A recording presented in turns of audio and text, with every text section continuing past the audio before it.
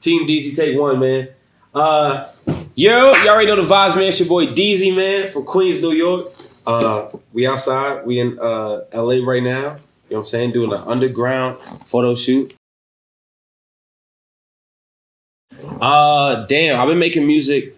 Honestly, I've been playing instruments all my life. I was in band from like 4th grade, so I played like almost 7 different instruments growing up, and I always wanted to sing. My sister was she was the singer. Am I supposed to look at you or the camera? Okay, cool. My sister was a singer, right? She was a singer, the actress, stuff like that. So I was always keep that tucked down below because I was playing football, yeah, I kind of worked up my confidence to do that after when I moved out here. So as a solo artist, I want to say maybe 3 years. I want to say 3 years. So yeah.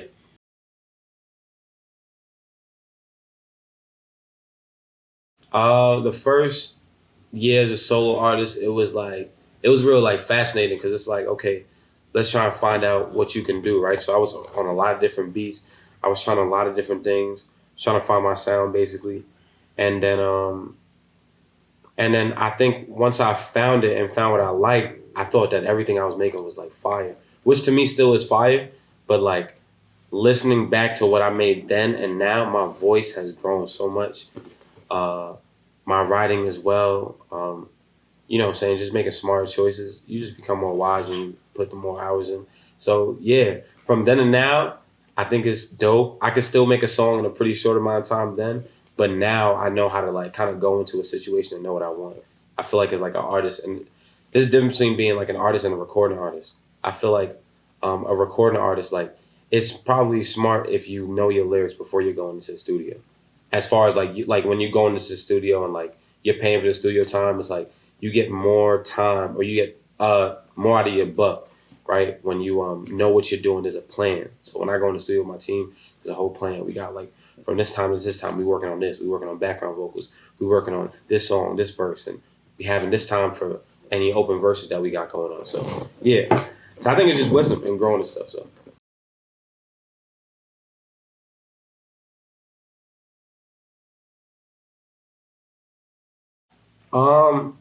I think there's something that bridges the two, like it bridges the gap. But to start it off, it was me and my brother. It was also my manager. We were in Atlanta, and we were just kind of trying to figure out like how do we connect the two dots, right? I feel like the target market is the younger kids, the younger generation. For all of us growing up, shout out to you know what I'm saying? Shout out to Drake, shout out to Kendrick, you know what I'm saying? We ain't gonna get too much into it. But everybody knows those artists because they had a part of their lives growing up, right? So in middle school, high school, like we heard when Kendrick dropped, when Drake dropped. So it was a part of like our day-to-day life. So that was a very crucial moment with music. So it's the same thing right now. So for us, we were trying to figure out how to bridge those gaps. I also teach and mentor kids with this company I work with from TK to 8th grade. So I'm very familiar with working with kids. And we're trying to figure out how to do it in a fun way. My manager with the Cause International, he makes all school apparel for all the high schools in LAUSD and now in Atlanta and a few places all around the country. And we're just like, he's like, yo, I have this in right here. I'm like, yo, we could literally throw a concert for high school kids. And it was really going to start with HBCU, honestly. We was going to throw a concert for them, have artists come perform with us so we could just go on a tour. And he's like, yo, why don't we just start high school? And I'm like, that's fire. We can start in high school. And then we started bringing around people for the panel who just basically showed the kids mad different ways of success. So that's kind of how it started. And I'm the host, and I'm one of the artists there that perform as well. So, that's kind of how that whole thing started. And we just came back. I'm from New York again, you know what I'm saying? We just came back from our East Coast leg of the tour. We went to Atlanta, then we was in the DMV. We went to we was in Baltimore, we were in DC, Brooklyn, we was in the Bronx. Did we touch Harlem? I don't know. But we was in Queens, everything like that. So that was amazing. So it was fire. I think like it sunk in when we were on the road and we were around our team. We're cramped up in the car, or we're like cramped up in the Airbnb at the hotels, and like we're figuring out day by day. That made it real, and being out there in the field with, you know what I'm saying, your team and your soldiers and everything like that, like it made us feel like, oh yeah, we, you know what I'm saying, we in the field, we're really doing something. And you saw the reciprocation with the kids, with the music afterwards, so it hit.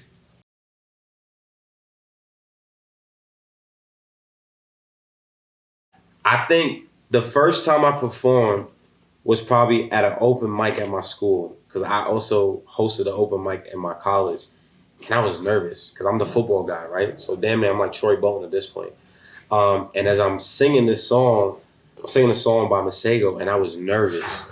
But I heard the reaction of the crowd, and I heard how everybody was rocking with it. So I did my thing there. And one of my first probably performances as like a solo artist was at the Milk Room in Willow Hills. Shout out to my brother Greg. Shout out to my brother Rob. I was hosting, and I got to do one song. It was a song Anniversary, and I performed it, and I was nervous, man. Like, I'm talking about, I was just like, it's the first time I'm kind of really singing in front of everybody. So to me, it was just like, I was just trying to get the crowd engaged and kind of get them rocking with the story. Now, to compare that, fast forward to where we are on tour now, I mean, we standing on bleachers, tables, chairs, and lighting up a whole room, and the whole room of kids that don't even know me, right, are just like throwing their lighters in the air, singing along the song, like getting hyped and inspired. I think, again, it's just the 10,000 hours you put in, confidence. From day one when I was performing, I feel like I was living on stage. Now I still feel like I'm living on stage. So like, it's my escape. So it's amazing.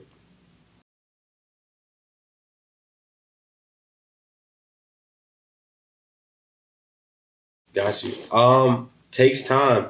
Have not released the name of the song yet or the date. So technically, I kind of get no. By the time y'all watch this, it'll already be out. Go stream Takes Time. Takes Time is kind of like the idea of the project was. It kind of came after the songs kind of got created, right? So it's a collection of songs that I've had throughout my time, throughout the year. But I'm talking about all the things that we went through, right? All the things that I went through personally, whether it's relationships, whether it was us being on tour on the road. One of the songs, the second half of it, I wrote while we were coming back from tour. So that was really a dope thing to put in there. And I also plugged in a lot of my team in the song too. So Takes Time is basically about like, it just takes time, like with your journey. Things take time, right? Like Thanksgiving dinner isn't made in a microwave, right? Like it takes overnight. Like your auntie, your moms, everybody's the day before they preparing all this stuff. God's gonna prep everything and cook it up. And the right time when it pops, it's gonna pop, and it's gonna be timeless. So that's what Takes Time is. And my mom is also featured on the EP too. Second to last song, I have a voice note from her. So shout out to her. So yeah, that's what Takes Time is about.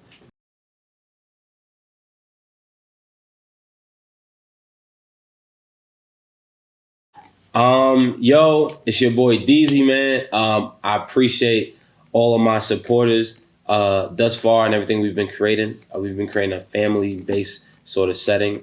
I'm heavy on building horizontally with the people around me and my team. You know what I'm saying? Instead of kind of just reaching for handouts from the top. I'm heavy on building with everybody and building everything up. So every time you guys pull up to a show, you stream the music, you repost it, you make a video, you just shout out and you're there physically. It means the world to me, and I promise you, we're going to keep giving back to y'all with the cause. I have a nonprofit encouragement that I'm coming with, and we're going to do a lot of things for men of color, just men in general, the youth, about leadership. And yeah, the music's about to be crazy, you know what I'm saying? And it might be a little stuff that my mom can't hear, but it's fine because it's for y'all, man. It's your boy Deezy. I appreciate y'all. Underground Mag, thank you for making a way and paving ways for underground artists to feel like they are who they believe that they are. So thank you so much. Appreciate you, Popsky, Drew. We outside, man. Come on, New York in the building. Y'all already knew what was going to happen when y'all brought me in here. Buy your Team DC merch, man. We outside. Come on.